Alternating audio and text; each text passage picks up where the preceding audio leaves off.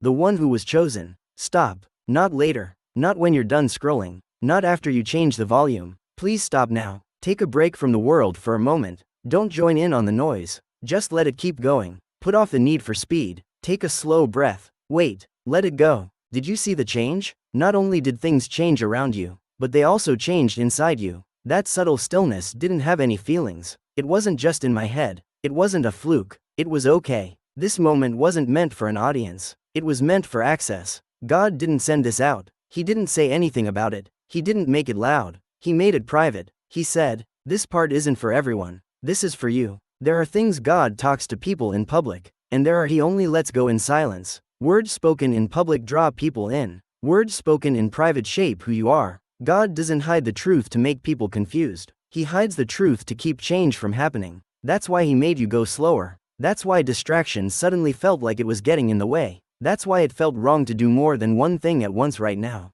Because what He is about to say can't be interrupted. You shouldn't argue with this message, analyze it, or explain it to someone else. You get this message. Listen closely. Chosen one. God didn't pull you away because there was something wrong with you. He pulled you away because something is growing inside you. Formation needs to be protected.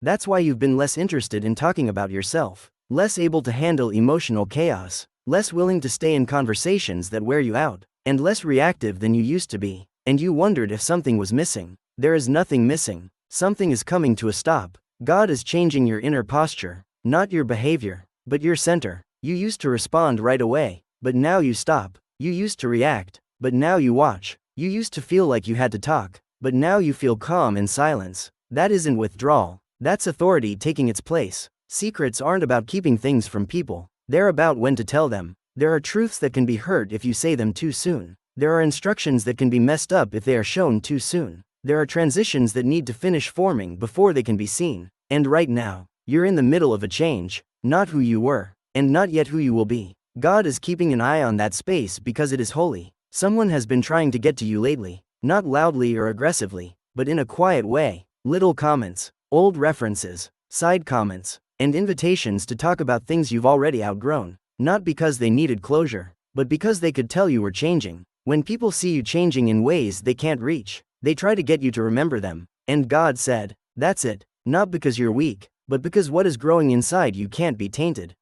One feeling can open a door that was closed. One explanation can let someone in without permission. One defense can make a release take longer. So God stopped you, not to silence you forever, but to keep your next level safe. This is not a time to prove anything, clear up any misunderstandings, or convince anyone of what you want to do. This is a time of containment. You feel like your energy is worth more now because it is. Your focus feels safe because it has to be. Because it is being built. Your peace feels fragile. God has said that this time is off limits, not because you are weak, but because you are precise in how you form. Here, silence is not a sign of weakness. It is a plan. Being still isn't the same as avoiding something. It's following orders. You didn't change how you felt about them. You changed how you felt about everything else. Your calmness breaks up the chaos. Your limits show that things are out of balance. Your calm self-assurance takes away control. They try to bring up the old you, talk about who you used to be, and poke at memories that don't hurt anymore. They want reaction because it brings back memories. But heaven says,